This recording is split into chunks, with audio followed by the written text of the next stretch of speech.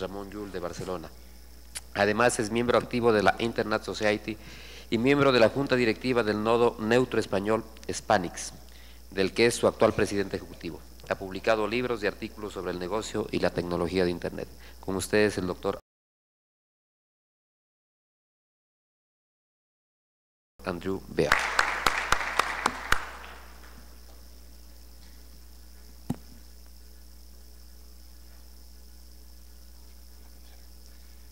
Muy buenas tardes a todos. I feel right at home. Well, you have to press it. I want to express my thanks to the principal, Dr. Luis Romero, and to all the team in charge of the organization for welcoming us and for allowing us the opportunity to share with you some of our experiences. My presentation is going to be different. I hope that you come out a little bit different, a little bit changed. After this presentation, I'm not very much a friend of words. I'm a friend of a lot of images and very few words. And besides telling you that I began as an engineer in the engineering school of La Salle in Barcelona, and afterward, as Paul said, attempting to do things that nobody does. In those years in '92, after the Olympics in Barcelona, there was a serious crisis and nobody was hiring me, so I mounted an internet company in '93. Nobody spoke about internet and we were quite lucky. I sold it and then I became the internet director of an operator called Retivision, which was the second operator when the monopoly of telecommunications was open and we competed with Telefonica, a historic competitor. I continued working and now I would tell you how I went to Stanford, and this is a little bit the talk of the day, which is meant to share the results of my research in Stanford for 6 years. And now I got married. It's the woman that I met in California, but she was from Madrid. She could have been from Timbuktu, but she was from Madrid. Where I sleep more often is in Madrid. So, let's begin. You will see that some transparencies are in English, some in Spanish, not in Catalan, but these are the three languages that I speak in a natural manner, but there's no problem because we will translate them. And that's why I say the hidden story, the unknown story of internet, because you will see that it is a history that most books do not speak about, and you will see why. The objective that I have here is threefold. Share knowledge, as I have said, encourage you to stop, think, and innovate. This sounds easy, but innovating, perhaps the last verb is the most complex, and that we do away with some myths, particularly some that are deeply rooted. And I was telling you that at a given time I was in charge of an operator, Retivision, and in the evening, since I didn't have anything else to do at night and weekends, I would write everything that I was watching, everything that was happening, because I said if I'm not going to do it, nobody else is going to do it, and that's how I got my doctors. But I did it as a sport. I just wanted to participate, and I say so because I was not in the academic world. I was in the industry, and I even had to pay for the trips to the members of the tribunal, and I didn't get any payment for that. So I wrote and wrote and wrote until I reached 1,014 papers, and I presented this, and I was lucky to co-found an association called the Internet Society. It's like National Geographic, and I'm just saying this to explain. It's a non-profit organization, and the founder of this organization became very interested in my thesis, and in a friendly manner he's called one of the fathers of internet, and he's the one that invented TCP/IP in '98 at Stanford, and he invited me. Once I read his doctoral thesis, it was the first one that was broadcasted direct on internet, and questions arose from the United States, from Argentina, Russia.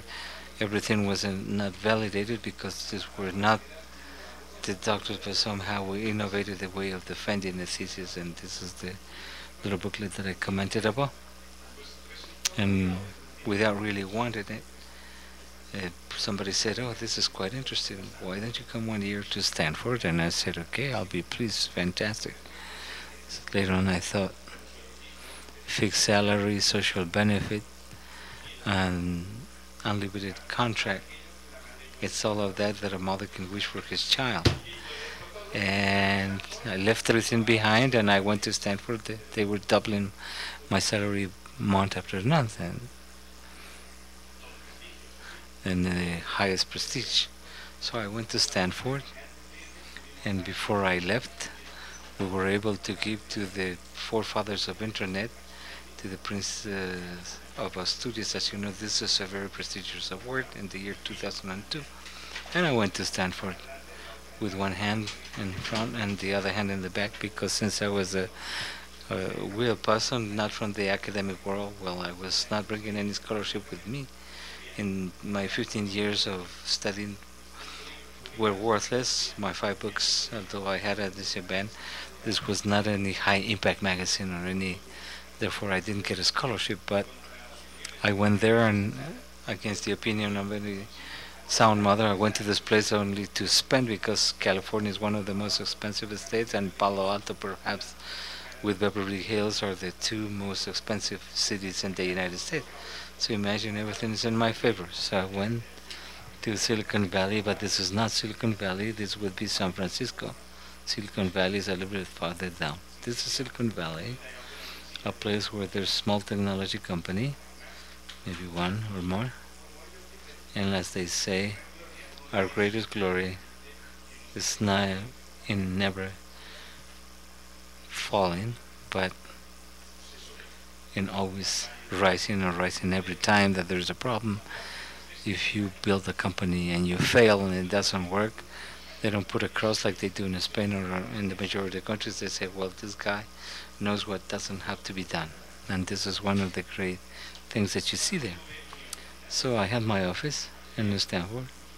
Everything was going fine, and I went there, but I have a bad habit, which is that I eat 3 times a day.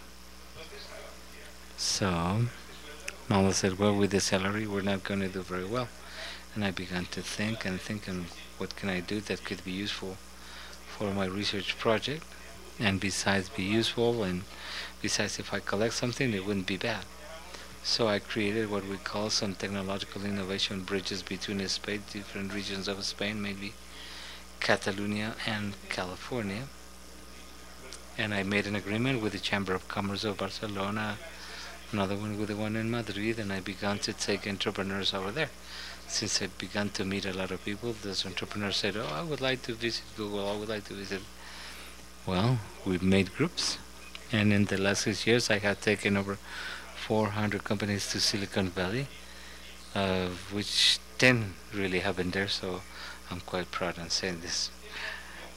And this would be a little bit the path that has brought me here, and to have friendship with these beautiful people that I have spoken about, and with many more. I'm in the order of 6,000 active contacts at worldwide level in the world of information technology. And that's why I always say that my asset is not what I know, but who I know. Anytime that I have a problem, I say, well, let's see if we can ask X person. If you do that systematically, it works very well. Take a look, and in internet I wanted to make a reflection. This was the final jump for human communications. Why final? Because, let's move a little bit backwards. Let's bring some dynamics 300,000 years ago with the creation of language, with the Homo sapiens, which has been around for 300,000 years, and before Christ is the same. 300,000 years ago the language is created, and I speak to you and you speak to me. A little bit later with writing, the Sumerians in the year 3000 before Christ, we're also speaking with a little table where we're writing 1 to 1 a little later. And you have heard about Gutenberg's revolution. Why? because for the first time that communication is one to one.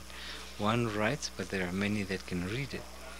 We are speaking of 1456 with the publication of the Bible in Conferencia, but internet started, well, 40 years perhaps.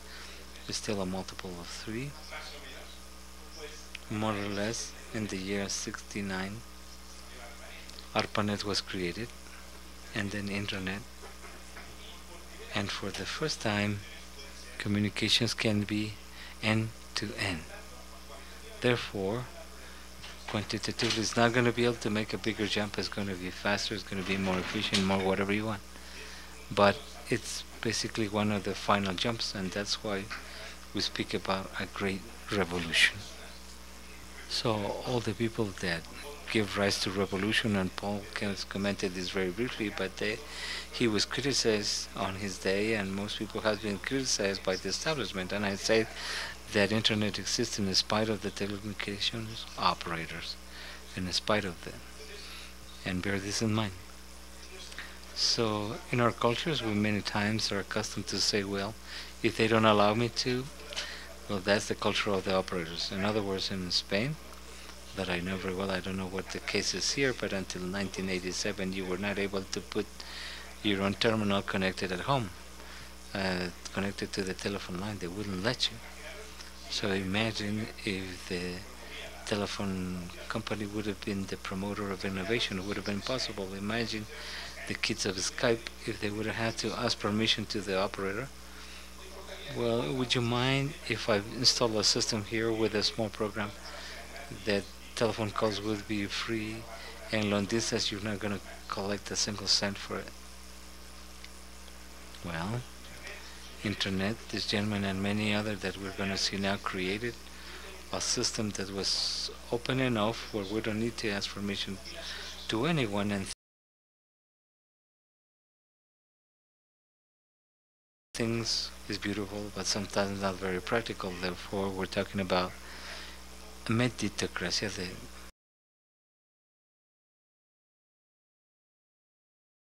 and as much thing is to have clear the path. We're making a very quick survey. How many of you do not utilize daily email? You don't? Carla, and that's one of your lies. And I'll do the survey the other way around now. How many do not utilize this? Is how many do not look at the web daily? Daily? Well, there's one person, and it's the only person that is frank and open, because there are people who don't do it every day. How many haven't bought from your home or from your work site? Well, this begins to be the reality, and we have to improve this because it's extremely practical and it's cheaper, and the topic of security is just a cultural issue. It's more dangerous to go to the cashier, get some money out, than do an electronic transaction over internet. How many of you do have a personal broke? Well, that can be fixed with time. Don't be concerned. How many of you still don't have a newsletter, a distribution list? All of you, all of the others have newsletters? How many do not have it? Okay, very well. And finally, how many of you sell? How many do sell through internet? Yes, how many people are selling through internet? Well, I like that. Well, nobody else? Don't you have second-hand things? Okay, good. Second-hand things, eBay. All right, Nelson. How many of you have your own distribution list? That is, I have a few friends and I sent that to a group. Well, we are in a technological environment indeed. How many of you have carried out a video conference in the last 3 years by Skype or whatever? Perfect. So with this, in a last little question, how many, this is no, how many do not utilize voice over IP? Personally at work, who does not use yet voice over IP to make calls, to make an international call? That will also be fixed with time because it is cheaper and you can have many advantages. So, we're going to set forth an example of how a micro-organization, because I don't dare to call it an organization, which is called Wigwil. It's impossible to pronounce it. Who is who in the international world? So I put it not to advertise it. This is not the announcement, but I put it here because this is a non-profit organization whatsoever. And you should become familiar with the idea that when people use the network, stop fishing with the king, and they begin to fish with nets. So you should ask me who is behind all this, and we'll see. What are we doing? Well, we have a team of people, and excellent people, I would say, who attempt to gather the stories of the internet pioneers. It's a historic process, historic from the point of view that we not accept secondary sources, they have to be primary sources. So the gentleman who invented X thing, we don't accept journalists, intermediaries. I'm not saying anything against journalists, but I'm asking for primary sources, and therefore it's something that is historic. Somehow we have the opportunity to be able to have access for the first time. The history has been written while the protagonists are alive, not 100 years later, or who knows. So we are devising a repository with multimedia and all these interviews, and somehow they have to provide quick access, easy to be understood. There's a methodology that has been proven after 15 years, all have an identical structure if you want to see that on interview and what you think about the future of internet from 300 people. And as I said, from primary sources, and in Spanish, it doesn't make any in English it's just all digital. This would be the result of how you would imagine internet. If we would be talking water, it would be the piping, and we would be distributing water to people. It's as simple as that. There's a very fat tube, and starting from there we distribute it, and if you receive a hose of 4 drops of water, as it happens when we have a scarcity, right? We have one shade or another, or one color or another, and here we see with the man that made the map lived, and you can imagine that this covers the entire world. You have probably heard about why internet was created, the Cold War, right? That if the Russians were going to launch a bomb to the United States, somehow that bomb, the small particles of internet that would be left would have to continue operation. You haven't read this, haven't you, in a book, in a magazine? No? Well, this is a myth. This has nothing to do with reality. It fits very well here, but it's just a myth like many others, but there are books that explain this and magazines, and you'll see. Initially, the origin of internet had as a purpose joining islands as bridges. There was these Unix machines, the IBM surroundings, that had their own rights. I buy the computer, I buy the printer. The printer has to be of the IBM brand, because otherwise it won't work well. So I need paper. Paper has to be IBM paper, because otherwise the little hole won't fit. That is what the proprietary system means, and you had 100% fidelity to the supplier. Therefore, we have these 3 islands and this equipment, it's that. The idea was to share resources. Let's take a look at the prehistory, because package commutation has a fatherhood, which is sharing. There were 3 people investigating the same at the time. It wasn't known until in '67, just like now. They did a meeting, and they saw the 3. They said that they're doing something very similar, and they came to terms, and they said, okay, you have here the Americans of MIT, the people from Land Corporation, and the Europeans of the National Physics Laboratory in London. On the right hand side you have the German Paul Vary, that caused this trouble because we did his military research, and I made an interview to Larry Roberts, and he said that it is about this paper that the rumor was started that the internet was created by the military to withstand nuclear war. And that's where it started, and that's totally false. ARPANET, which is the grandmother of internet to say it somehow, was born to have what is called resource sharing. So we're imagining now April 12 of 1968 in one of the offices of the Pentagon.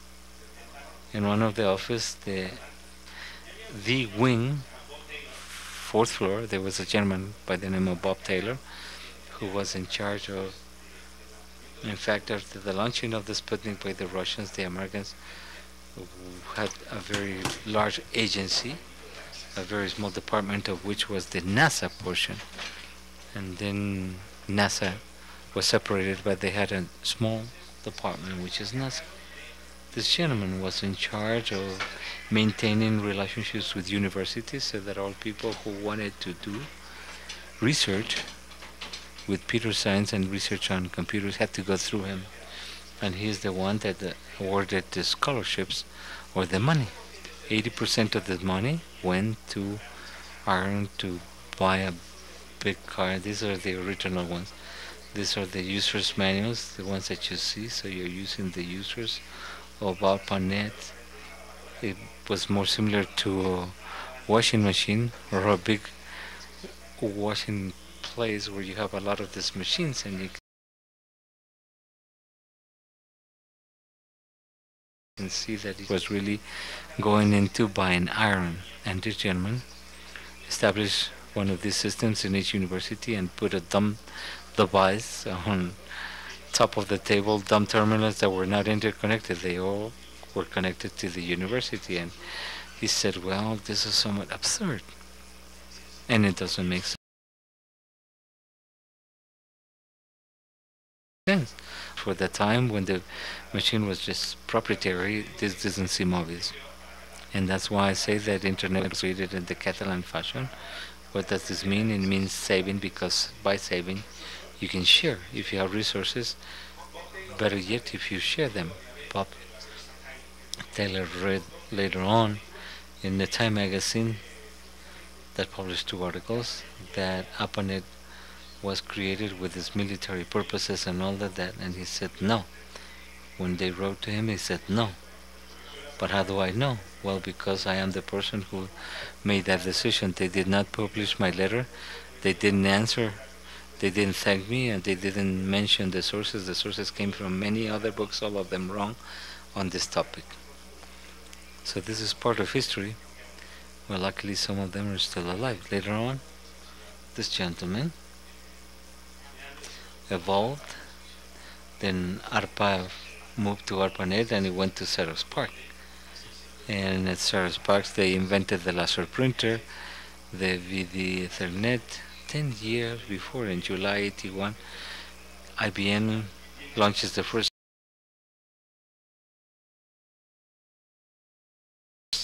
as a personal computer. So they said, well, let's put the laser printer, and everything that we have in Logimatics of today is Steve Jobs copied Windows. Another person came by and created with the printing protocols Adobe. I'm sure you heard about our 3Com with internet. It's a place where Xerox almost did not monetize all their inventions, but other companies did it on their behalf. And there, in that RI, Duke Engelbart was the one that invented the mouse. When he was there at home, he was using 2 things, and this is one of the original mouses. As you see, it's rather big. And another thing, he had 5 keyboards. And we asked him, what is this used for? He said, well, this is the age of WordPerfect, where you have Control K, Control UB, all those for to do Control C, Control X. These are 5 keyboards, which means 32 combinations.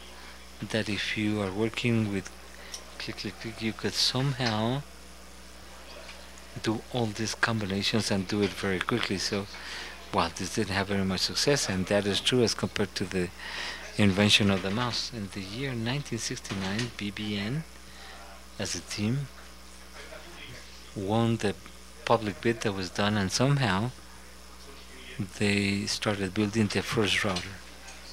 The first router is like a fridge, like an ice box. You can see it here on the left hand side. These machines are very similar to ice boxes, and this was called Gateway. First it was an internet message processor. It's a message processor simply, and then Gateway, and then now it's called a router. It's a very small box.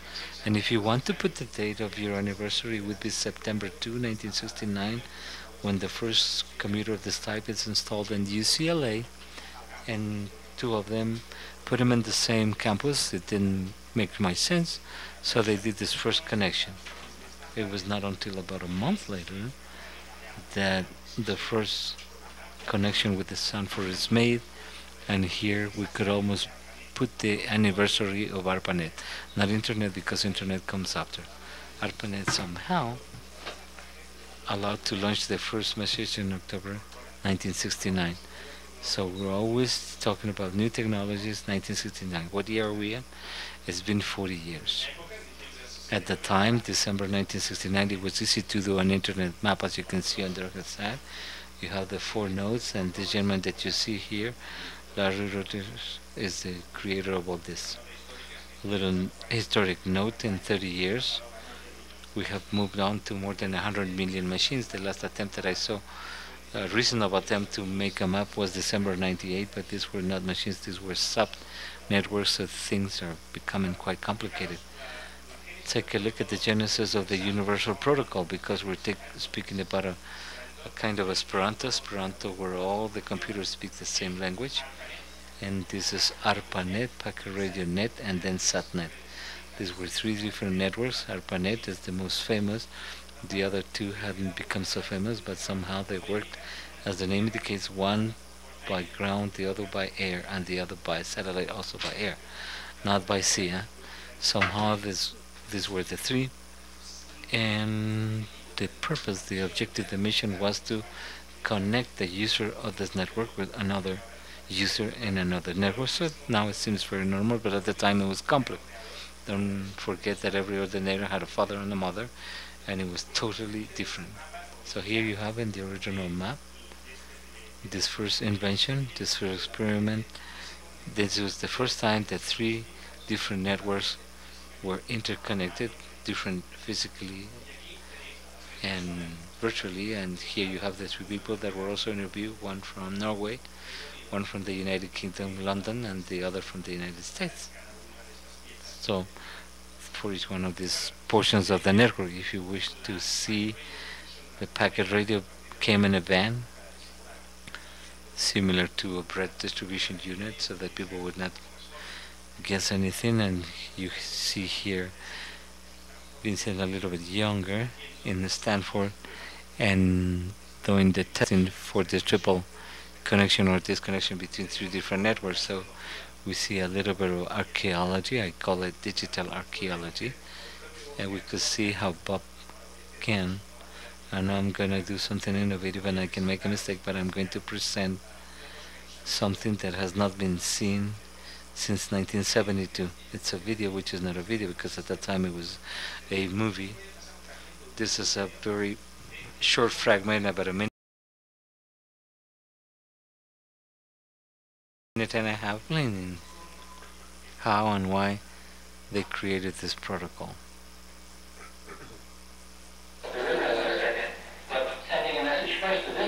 Enviar un mensaje primero a este computador, que luego es enviado a su vez a este otro computador, actuando como una repetidora, un relay.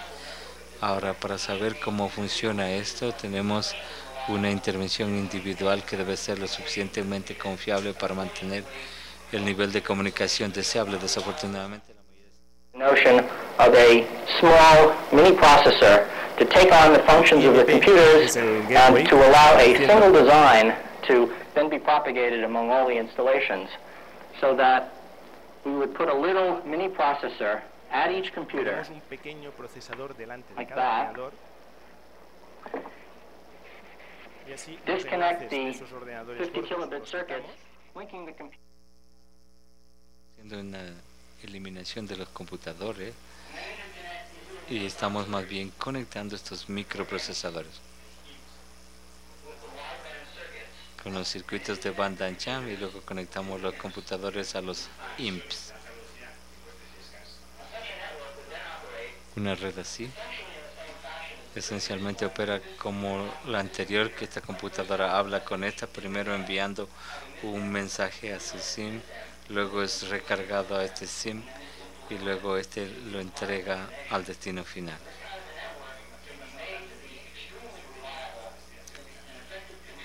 Este es un sistema altamente confiable y debido a que no hay un problema en lograr un gran número de sitios Communications part of the colaborando, system. la comunicación es A parte simple way to interconnect computers and to form such a network. los computadores en este tipo de red. Bobcan aquí nos está explicando que si ponemos Bob está explicando aquí que si ponemos todos estos IMP delante de estos grandes ordenadores, todos ellos diferentes, y hacemos simplemente una interfaz de este ordenador a este IMP o a este ruteador estándar, estamos pasando en ARPANET lo que está pasando hoy en día. No importa qué tipo de ordenador tenemos, puede ser un Mac, un HP, ponemos una, we put a block box and then we connect it to internet, independent of the computer that we have and what the specifications are. This was in 1972 and this demonstration at a hotel in Washington when the ITT operator in turn said this is not going to work. They make a connection to Norway and it returned to the United States, to UCLA, Los Angeles, and then it went back to Washington again and people were quite impressed. So you can see that in the first protocol and where ARPANET operated was called NCP, Network Control Protocol, and this is 1970. This gentleman, Steve Crocker, was its author. But after that, after January 1st of 1983, and that's what Paul was telling us, that the internet was really born in 1983, all of a sudden, and practically every night, that's what, at midnight on December 31st or the 1st of January, whatever you want to see it, where you want to see it, all the NCP was changed to TCP. And what is TCP? Well, we can see the authors here, Bob Kahn, which is the one that was speaking to us in this video, and Bert Kev. Well, the four main rules are exactly this, that every network be maintained without changes, that communication be based on the best effort, and that interconnected networks be connected through block boxes, and that there be no global control whatsoever. And that's happening today. The TCP, we see that it is control protocol for this transportation, and in 2005 this gentleman, we're getting on the one hand we had John Postel, who unfortunately passed away in 1998, and who is the one who somehow for 30 years have been in charge of the emission of protocols, internet protocols. Norm Abramson, who created AlohaNet, is the first network of packages, and he was walking with his mobile phone at hand when I visited the people of Hawaii, and this is the hard portion of my work. I discovered that there was a gentleman who created CRC. These are cyclic redundant codes, and any time that you see WinZip or StuffIt or something that is compressed, it's related to this. In 1972, Dave Boggs arrived in the market. He created Ethernet. These are people. There are those that put it in their blood, and 30 years later, information by Wi-Fi goes back by radio. Initially, it was going through radio. Then it went through cable, and now it goes back again. In 1984, a gentleman that I think is known to you, starting today, starts with the domain name system, and somehow to put those blank pages or yellow pages hooked to the system. Any network obviously has its numbering, just like since the internet network is more advanced, it has the white pages incorporated in 1990, and I'm moving because of reasons of time. In 1990, This German does not invent anything. Well, he doesn't invent anything because the only thing that he did, and that's a lot, he put the hypertext over a network that already existed, which is internet. And you can see that the European Union, with this very strong vision of supporting technology, rejected his proposal 4 times. Later on, another gentleman starts an organization called ICANN.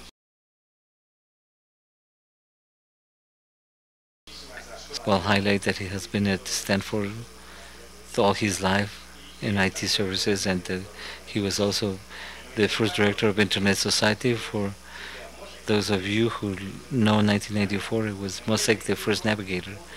In 95, other people were also in Stanford, and they created Yahoo. David Young and Delphila, this is the first year celebration, and I have that on the screen. 97, another young man. These are 2 guys that were at Stanford. Harry Bates, Sagerbrin create Google. See, it used to be Google at Stanford. In 2005, things are a little bit different. This would be Google today, and you can take your dog, you can ride your bicycle to these offices, and these are offices that are transportable, and you can also write on the walls, on the roof. If you have an idea, you just write it anywhere. In 2008, as we said, all these people has been changed. What is the result? Well, multimedia documents that we are able to do with a core group of people, and in the local nodes we have people that from the PG in Jakarta, Indonesia, Bulgaria, Quito, South Africa, Norway. We're really a multinational, and what we want is to bring these unknown histories.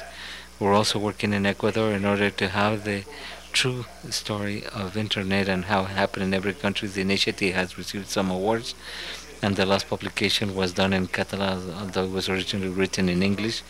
We made a mistake. It was only making 2,000 units that lasted only 24 days.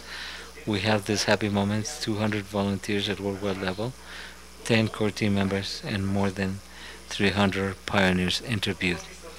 We have seen the past, and now in 3 minutes, if the moderator allows me, I'm going to see a little bit the future.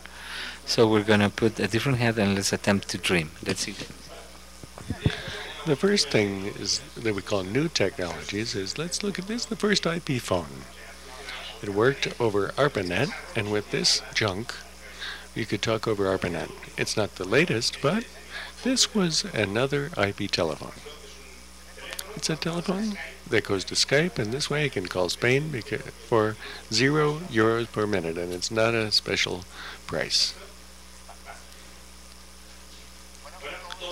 All of these that we have here, so all this hardware, the Palm, the mobile phone, cell phone, all of this is, we're connected all at home. So there's a solution, which is this heel strike generator.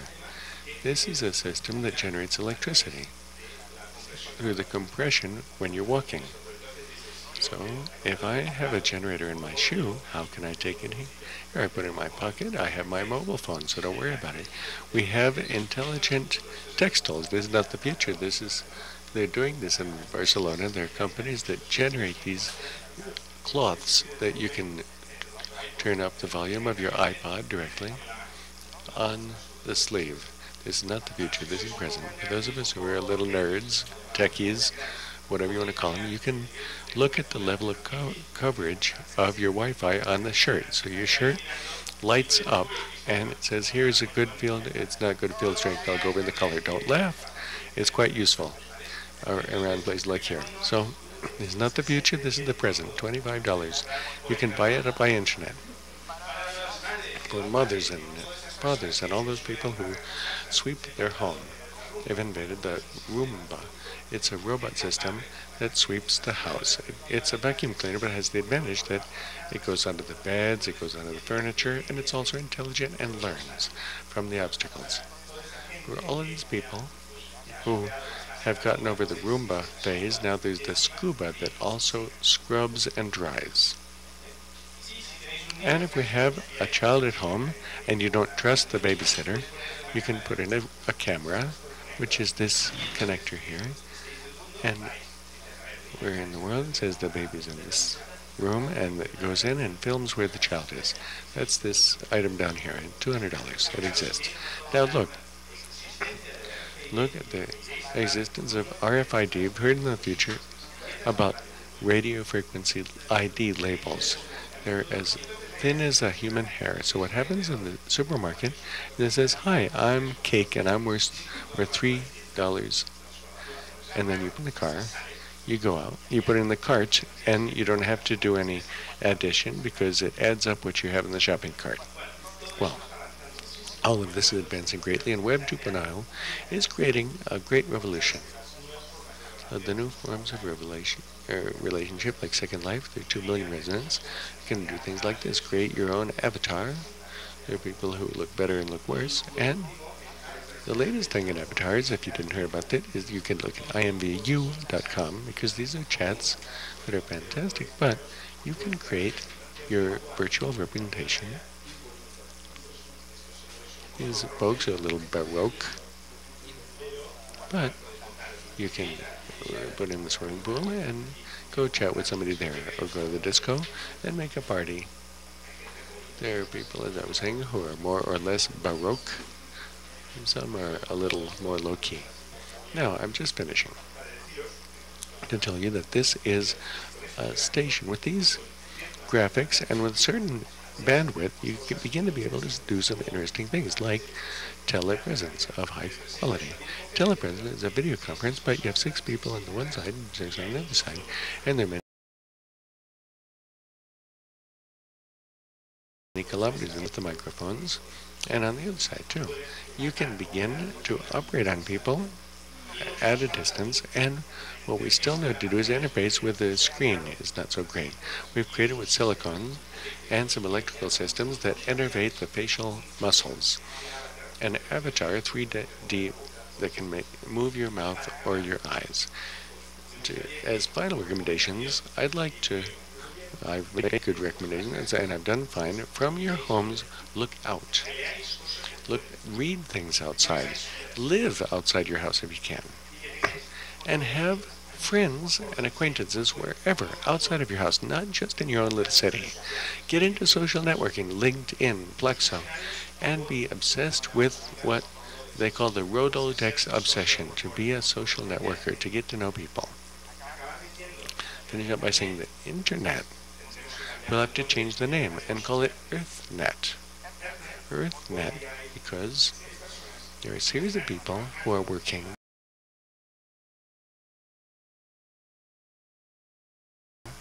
EarthNet, and that's the way it is. It works that way. So that's all, and I would like to thank you very much for your attention, during this talk, which has gotten a little long, and I'd like to apologize for that to the moderator, and that's all. And then if you have any questions, I'm always at your total disposition.